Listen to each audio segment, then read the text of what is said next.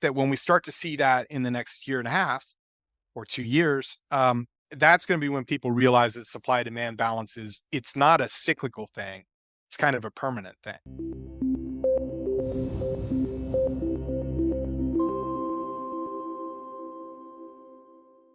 Elliot, how's it going? Good. How are you doing? Thanks for having me back on. I really wanted to get your thoughts on crudes. Crude seems like it's found a bottom, same with natural gas here. But yeah, just give me your thoughts on going into the end of the year. Yeah, with oil, we saw a nice rally earlier this year.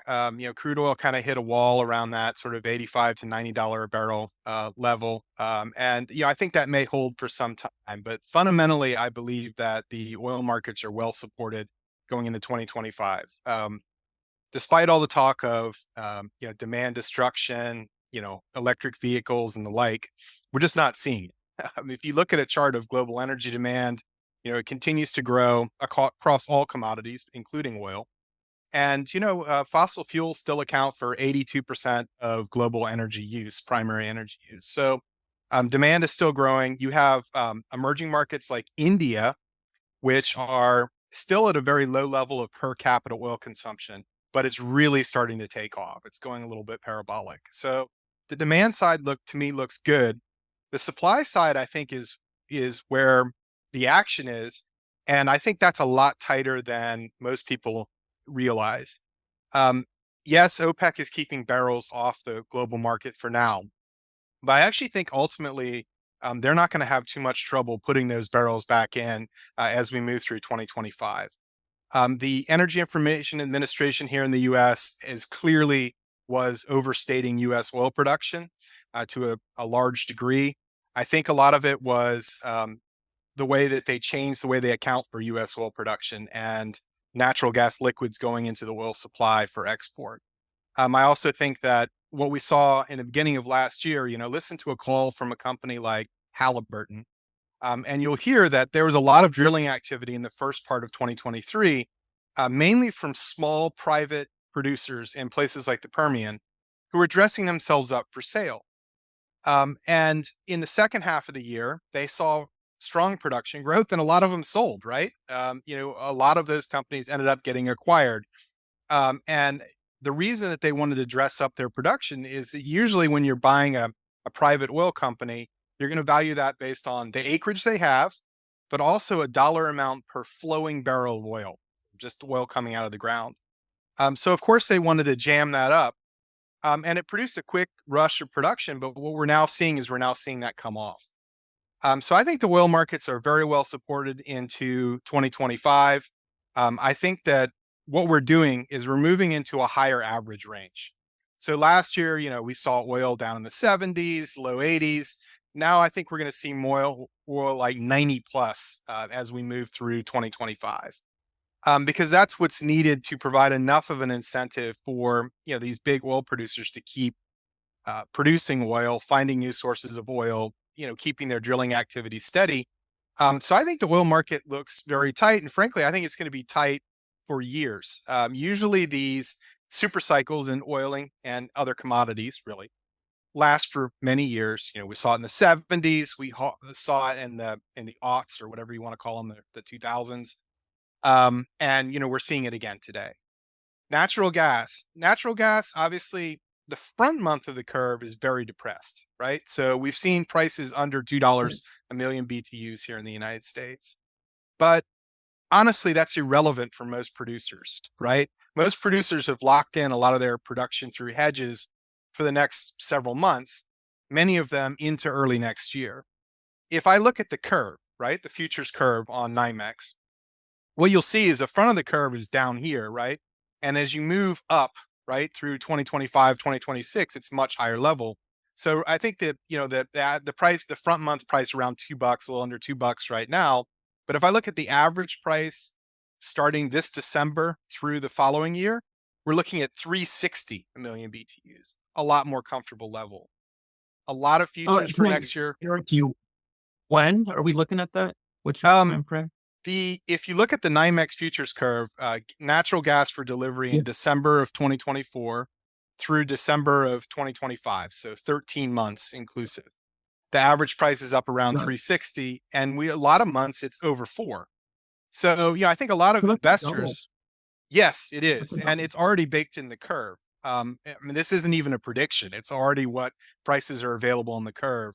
If I'm a producer and I wanted to lock in, if I wanted to hedge production, say for January 2025, I could probably get today prices in that 350 to $4 a million BTU range. So I think a lot of Right. individual investors, certainly a lot of them that I talk to, say, well, aren't gas producers uninvestable here, right? Because gas prices are under $2 a million BTUs.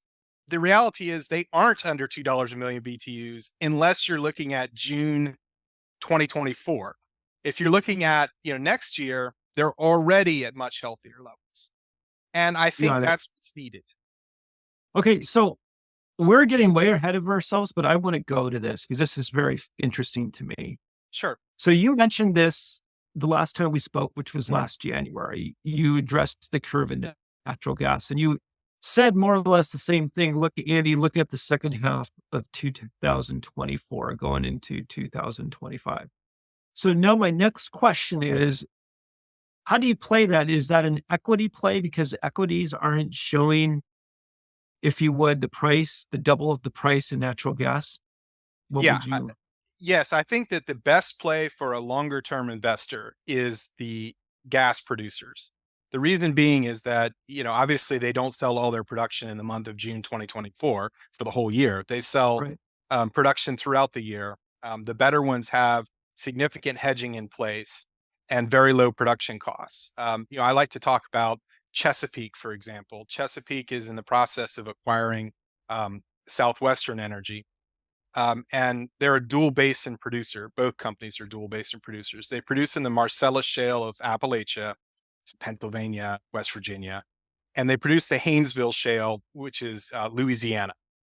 And both are low cost plays. Marcellus is the lower cost play, but there are transportation issues out of Appalachia. There's only so many pipelines that can move that gas to places where there's actually demand. There's not a whole lot of demand for natural gas in rural, Western Pennsylvania. So they really want to move it Right. down to the Gulf Coast. The Haynesville, I think, is going to be a tremendous opportunity because it's so close to the US Gulf Coast, which is where we're building all these LNG export terminals. So I think Yeah, that, exactly. yeah, I mean, and that's where a lot of the growth is coming from, and a lot of new terminals are scheduled for startup early next year.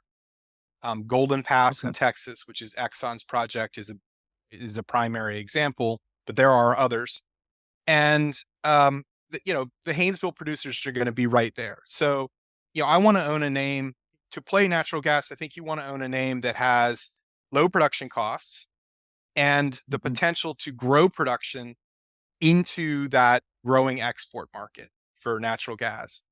I do think there's some short-term trading opportunities in gas or gas ETFs, like UNG, for example, or Boyle, this summer. But it's really for traders. It's not an investment call.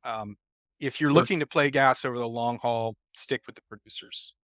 Stick with the producers. That leads me again to another question is if you're playing the equities, and I think you bring up just such a great point, is uh, be have access or be near a port so you can export it. But then Yes. that leads me to a question of what is the exports like? So what does the export situation will look like? So I'm assuming they're going to export this to all over Europe and all over Asia, Mhm. where natural gas demand is significantly stronger than it is here. So, but yeah, do you see a dent in that demand over in Asia and in Europe? Not really. I think that over the intermediate to long term, there's going to be plenty of demand for US gas. Um, International gas prices are still, even though they've come down a lot since the crisis, the immediate aftermath of the crisis in Europe, they're still much higher than the US. As I said, the front month US is under two. The strip for 2025, meaning the average price of gas for delivery next year, somewhere around 360. In Europe, it's nine, more than nine. In Right. Asia, it's similar, right? So you're still looking at a big spread. Um, they still need to import more natural gas. Russia is no longer a reliable supplier, obviously for Europe, but it's also, it's sanctions issues, etc. So, US gas is going to compete with gas from other places like the Middle East, for example. But I do think that the United States is obviously a natural exporter to Europe because of relative proximity. But there are going to be plenty of demand for LNG cargoes to either Asia or Europe at prices that are far better than here in the United States. And the thing is that a U.S. producer at $4, which is less than half where gas is trading in Europe right now, I mean, they're still producing lots of free cash flow because their production, a good producer in the US, I mean, their production costs, including capital spending, are in the twos somewhere, right? So, $4, they're getting a nice, a net back on their production. So my next question is when you're evaluating a company, you just said you're looking at production costs, you're looking at access to a port, a Right. seaport, if you would, so they can be an exporter. What else do you look at when you're evaluating? Yeah, Um, what are the yeah. specifics? So a couple of things. One is their hedge book, right? How much gas or oil Good answer.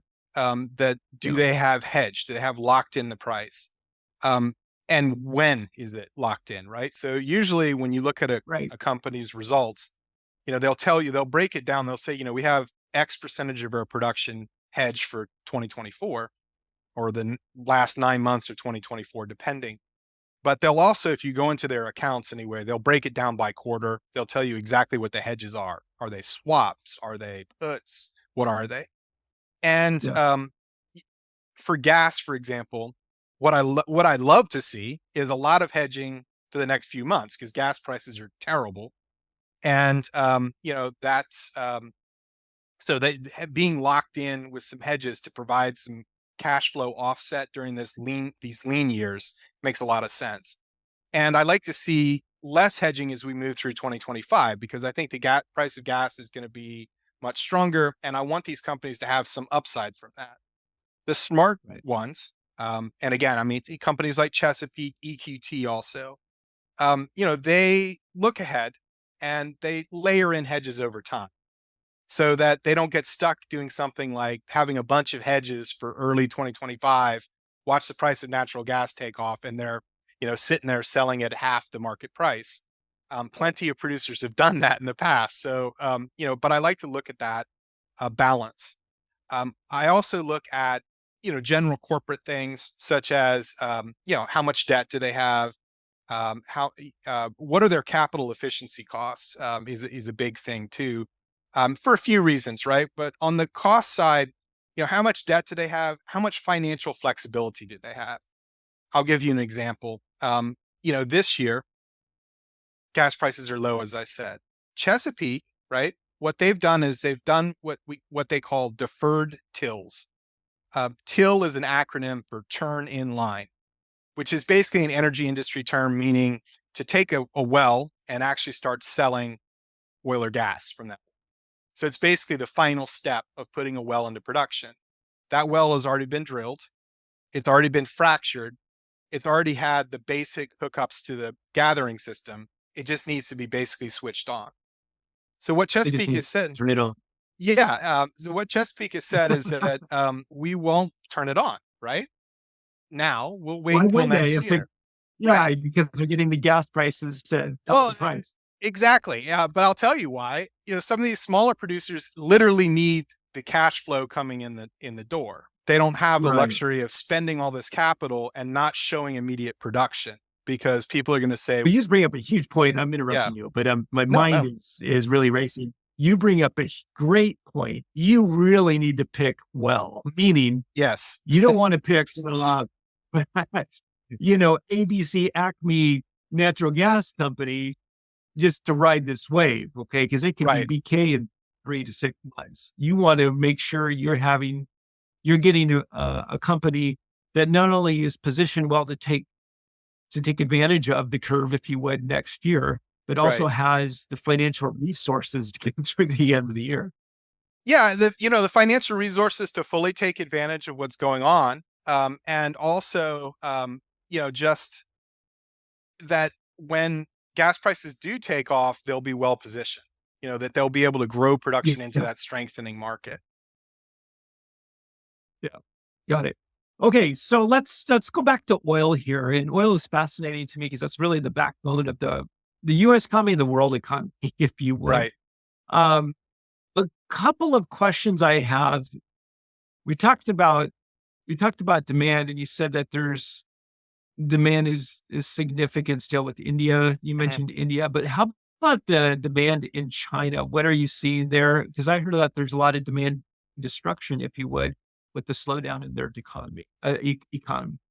Well, the energy demand is highly correlated to economic growth and oil demand particularly. In fact, recently in my service, I put up a chart showing, economic growth over the last 10 years versus oil demand growth for large economies around the world. I mean, and the correlations, if you do a scatter plot, it's almost a perfect correlate. I mean, it's a very good predictor, shall we say. Chinese economic growth has been subpar for China over the last few years. So their demand growth for oil has slowed down a little bit. At the same time, though, you've seen India, their economy is growing very quickly. Look at the Indian stock market, for example, right? And you'll see that, it's one of the best performing or the best performing major emerging market stock market in the world. And Yeah, so, there's always some place, some emerging market, in this case, a very large. India has a higher population than China, or will, depending upon who you believe, or will over the next couple of years. So that's highly impactful. China, ultimately, I think, is going to need to their economy is going to need to pick up at some point if the economy grows too slowly. The government's going to have problems with civil unrest, right? That's kind of how it works in a lot of these countries. So I think that yeah, it's been a little bit weaker than it had been, but you have plenty of other up and coming emerging markets who are going to kind of fill in that gap. And I it's you think about it, a country like India, it's developing very fast. You have a growing middle class of people who have higher income. What do you expect to happen? And we've seen it with every country in the world, Japan, South Korea. Go back and look at South Korea kind of really took off in, say, the late 70s, early 80s, right? Go look at a chart of per capita oil demand in South Korea. It went parabolic, right? Same right. thing in China. It happened back in 2004, 2005. The same thing's happening in India. Once people get a Yeah, certain level of wealth, it's only natural that they're going to want to buy a car. They're going to want to, heat and cool their homes better. All this takes energy. Modern economies take energy.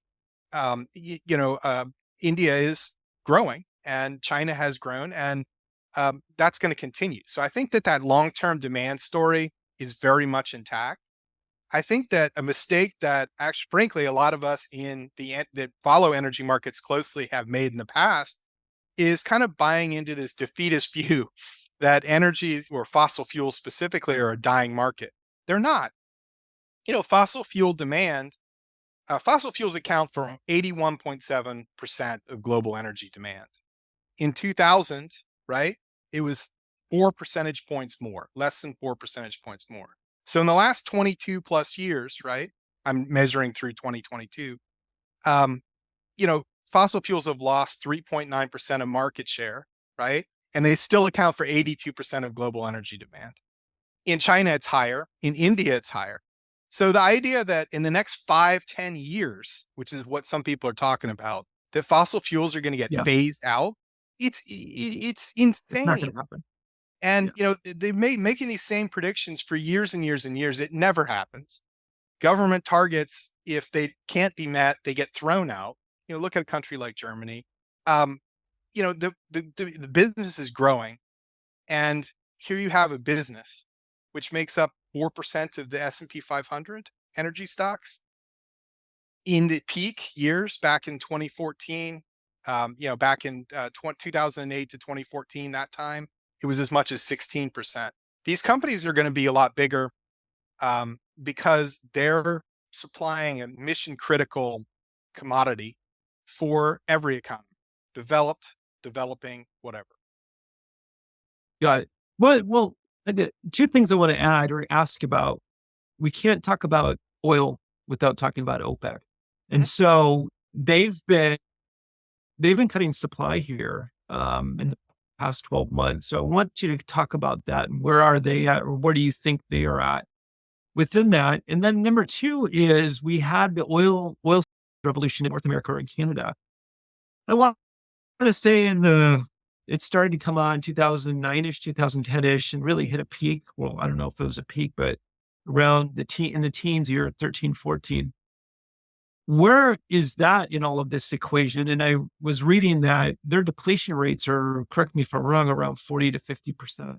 So You're yeah, talking about talk to me oil first shale, where we right? at with the Wilson. It's shale. Well, You're yeah, asking. oil shales. It Yes. depends on the play, but yes, depletion rates are very high. The way I like to think about it is, when you're a shale producer, you're basically running on a treadmill, right? And you have to spend a certain amount of capital just to stay in place, right? If you want to Right. grow, you have to run faster. You have to do more activity.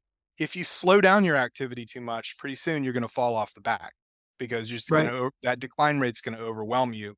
Production's going to start falling. It's very difficult to reverse. So yeah, that's a big thing with shale. Shale is better thought of as a manufacturing business rather than a conventional oil and gas business. Conventional Okay. oil and gas business, Exxon and Guyana, for example. They go down there, they find this big play, they spend billions in upfront capital, they drill a bunch of wells, they get up to a plateau level of production, and they try to sustain that for 20 years, whatever. Right. And so that's how it works. So there's a lot of upfront capital and then a long tail of relatively steady or slightly declining production over time. With shale is different, right? Shale, the resource is widely distributed. There are hot spots in places that aren't so productive, but it's there.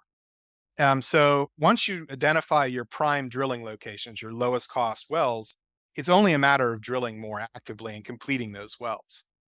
So growing your production is a matter of being more aggressive drilling and completing wells. But with that said, if you look out there today, the Permian is the most important oil shale field in North America by far, right? Yeah. And a Inter- lot of the prime locations have been snapped up. And the reason that you're seeing these acquisitions of private companies is because the big guys, or acquisitions of public companies like Exxon buying Pioneer, the big guys want access to enough inventory so that they can sustain a flat plateau level of production. Nobody, a few years right. back, you mentioned 2013, 2014, everybody was talking about, how fast can we grow production? How many additional barrels can we get out of the ground? You're not hearing that now. You're hearing companies talk about how much capital do they need to spend to sustain the level of production they have and have, 15, 20 years of drilling inventory ahead. How much would they have to spend to grow like, 4 or 5%, right? We're not looking at the growth that you're seeing there in production is pales in comparison to what we saw 10 years ago in 2014. Um, a lot of the growth we have seen is either a consequence of, what happened in 2020 where growth dipped, production dropped, and then we had a recovery, Right. or it's a function of the EIA changing the way they account for oil production in the United States, or it's something like, what I mentioned earlier, companies dressing themselves up for sale. But the days of, 2, 3 million barrels a day of production growth out of US shale are over. Um, I think it'll still grow, but I think we're nearing a point where it's going to flatten out at an attractive level, granted, but it's Mhm. going to flatten out. And certainly the lowest cost drilling locations are being exhausted over time. And I don't think the market's prepared for that, right? Because everybody's talking about, well, demand is growing. OPEC can bring back its barrels, but there's still plenty of non OPEC production from shale. But if that production were to stop growing, or if growth becomes very slow, as I think it will, then that changes the picture very quickly. And We got a problem. we got a problem. And I think ultimately you're going to need more big conventional fields, like what Exxon's doing in Guyana, There are not very many out there. Most of those That's what I was going to companies, say. It's name right? the big fields. Yeah, that's it. Okay, Guyana so is one, but they were one of the only companies that invested during the down years. You know, yeah, Exxon spending $30 billion in capital a year. You know, BP, Shell, Equinor, the Norwegians, they were all saying, "Well, we're going to take some capital from oil, use it as a cash cow, and put it into renewable energy businesses." They basically got their heads handed to them in the renewable energy market, and now they're starting to shift capital back. Well, it's too late. You already have a decline yeah, rate on your fields. Exxon's the only one that is showing of yeah. that size that's showing real growth. Interesting. Well, we can't, again, let's address OPEC, talk about OPEC. We can't talk Yeah, about oil without about OPEC. right. So OPEC's cut significantly. Well, I don't know if it's significantly, but they've cut in the last 12, 18 months. And yet we're still at about, I would say they've changed the floor, but we're still not as high. I would assume we'd be in the hundreds by now with OPEC cutting. Um, tell us about that. What are your thoughts? And obviously, this plays into your thesis of limited supply. But yeah, Right. talk to me about. Yeah, I mean, well, a couple of things. Yeah, OPEC has cut, first of all, they have cut, particularly Saudi Arabia and some of their closest allies in the Gulf states. And, you know, I don't think their sustainable capacity is quite what they say it is, 12 million barrels a day. I think they can probably produce that much for short periods of time, but I'm not sure that they would really want to produce at 12 million barrels a day for a long time, for years. Their The height for their production is usually closer to 11 million barrels a day. And they're well below 10 right now. So they are holding barrels off the market. But as I said, I mean, with demand growing, supply growth from outside OPEC, I think more likely to slow or flatten out over the next couple of years.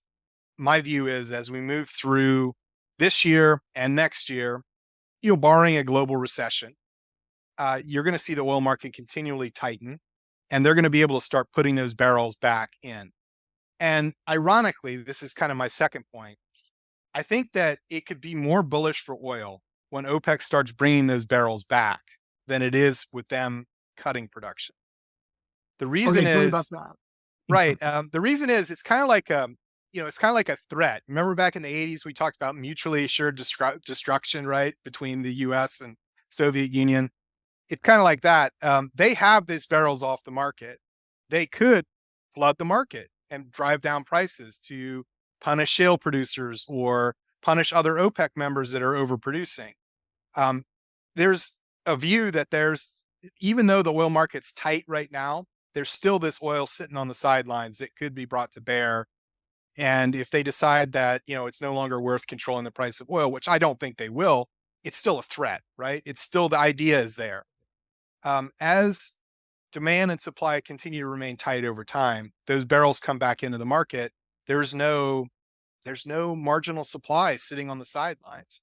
And it becomes a real question of, what do we do if the oil market continues to tighten? If global oil inventories continue to draw down, where are we going to get the oil?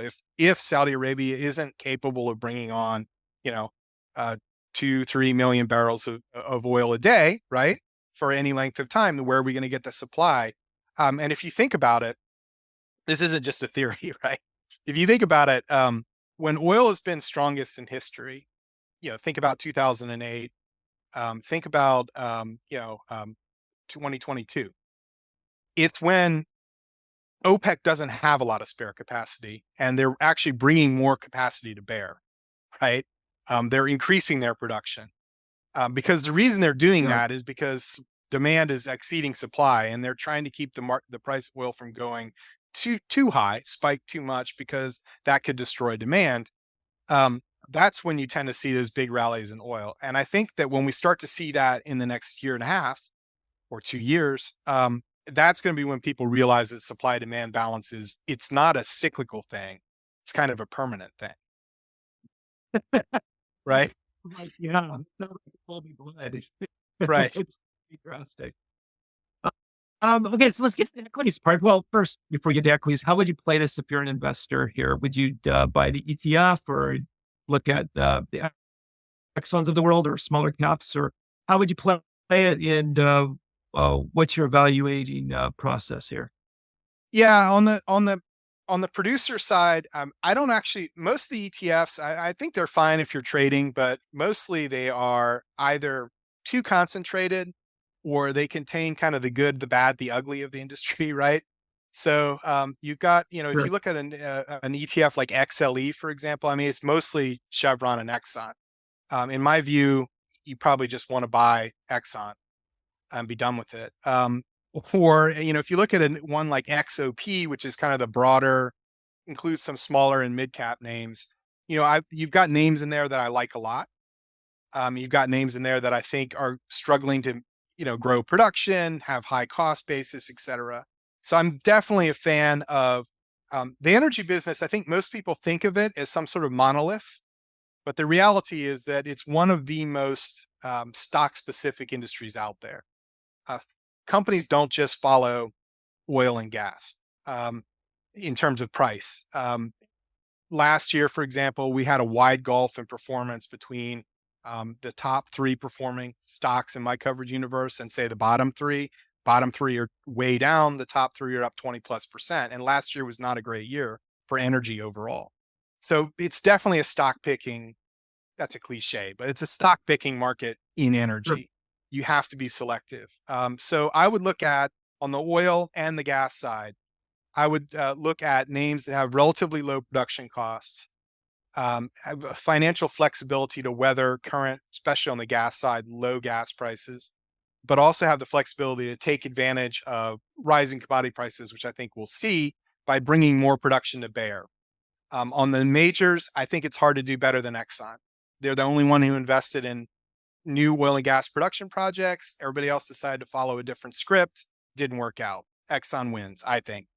On the smaller names, on the gas side, again, I mean, I look at a name like Chesapeake, lots of financial flexibility, um, dual basin producer with both Marcellus and Haynesville production. Look at a low cost name like EQT, the lowest cost producer in the United States, currently the largest gas producer in the US.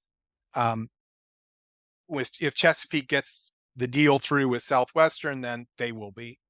Yeah, those are the things to look for. Companies that have relatively low production costs. Make sure you look at all the production costs. On their quarterly investor presentations, a lot of companies will say, "Well, our production costs are X." They're not including capital spending in there.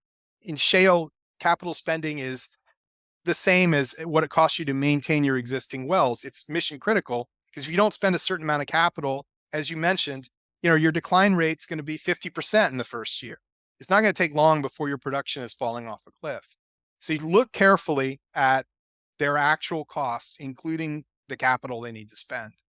And I think that right now there are a lot of companies in all capitalization levels that are trading at a huge discount to a net asset value that I would calculate, or a net present value, um, at say $80 or $85 oil and $3.50 to $4 gas. A lot of the companies we follow, names like Chesapeake, are trading at 40 and 50% discounts to that kind of valuation, which is assuming no growth for the industry. I think if you start to value these companies more like we did, say, in the early 2010s, that era, up to the peak, and some of these companies could double.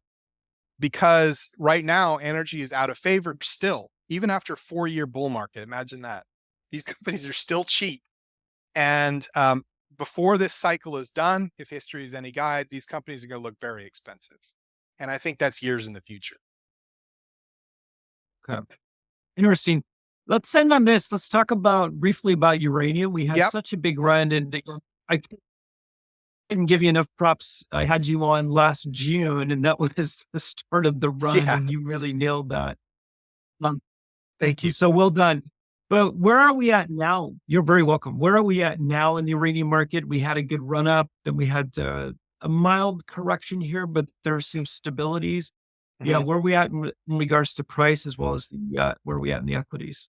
I think that high quality producers there are still going to do well over there. We may not see the level of gains we've seen over the last year since last summer, but I do think we'll see continued strong performance there. You've got, even with not a lot of new reactor construction, you've still got these ongoing demands from existing fleet of reactors, many of which are being, for example, in Japan, are being restarted. Countries that were kind of moving away from nuclear power, or like Japan, or considering phasing it out, have changed course because they realize that it's literally stupid to shut down a working reactor, because it's pollution free energy, baseload energy. Once it's already built, under construction, permitted, and hooked up, closing it down just creates a hole in your power grid that's very difficult to fill, especially with something intermittent like solar or wind. Right.